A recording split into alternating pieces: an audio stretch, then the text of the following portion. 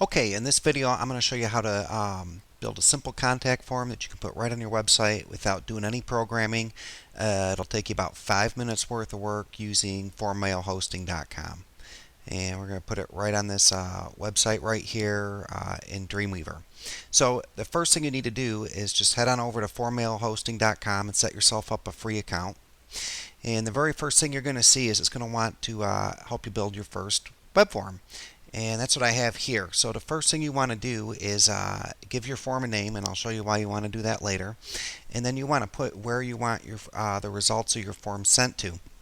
So each and every time someone fills out one of your web forms, you're going to get sent an email with all the different information they've put into that form.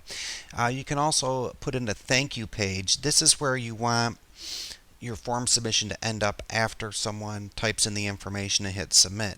If you put it on your own website and just make a quick page that says thanks, we'll get back to you soon, it looks really integrated with your website. Of course, the default one here just sends you over to formmailhosting.com. You're also going to want to put what the text is that you want on the send button. So not every form you want it to say send. You may want it to say contact us now, place your order now, whatever you want your form to do. And then a final option, you can either have us host the form or put on your own website. I think if you're watching this video, you probably know how to do a little bit of designing with your website, so you'll want to just put the HTML code on your own website. So you click next and go on to step 2. And in step 2 with the form generator, it's going to give you different fields here. Now if I want to add another field, I can just click that button there. If I want to remove a field, I can just click the delete button. But there's all different kinds of fields you can add here. So we have just a standard text field. We say we want it 40 characters long. We want an email field where they can put their email in. We want that 40 characters long. And then for their message, we want to do a multi-line. And you've seen those on forms. We want that 40 characters wide and 10 rows deep. And just to show you, there's other kinds of field types you can do with form mail hosting. One's a radio button choice, and you've probably seen these where maybe you give somebody 5 different choices, but you only want them to pick one. And in that case, you would use a radio button for your field. You would name it and type in your different settings. We also have a drop down list box, and that's what you're looking at right now. That's a drop down. Again, it forces the people to just pick one item. And another one is a checkbox, and that's like right along here you see checkboxes, and with checkboxes I've got a choice of things, and I can pick one or all of them. It's up to me, and that would be, you know, for multi-selection if you want to do something like that. And then the final one is a file upload. If you want to be able to let your people upload files and send them to you, you can just pick the file upload and tell us what size you want the file upload to be. So after you fill these out, you just press continue to step 3. And you come over to step 3 here, and maybe you want to send them a thank you email. And you can say who the message is from, the email address you want it from, the subject, and what you want the body of your message to say.